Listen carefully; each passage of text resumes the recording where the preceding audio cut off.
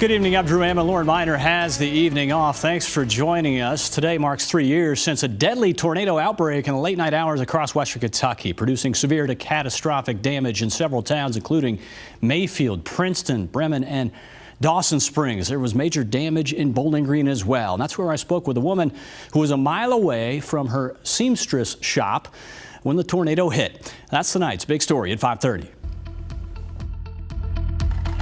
Back up and running since August of 2022. Mickey's Alterations, owned by Mickey Drew, is a Bowling Green fixture. We're still here. In business well over 50 years, the #1 option for Western Kentucky football is the Hilltoppers' official seamstress.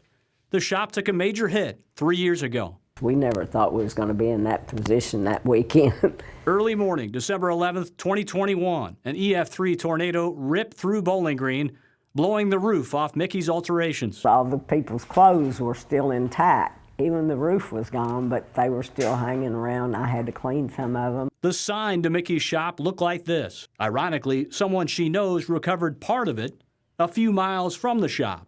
And she used to work for you. Yeah, she did. And that's how come to put it on Facebook.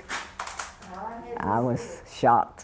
Behind me is the home that is owned by Leon Beatty. Now, he actually had a home prior to this that was destroyed by the tornado. And he actually watched from his front porch as Mickey's Alterations was destroyed. And the tornado was over across the road from me.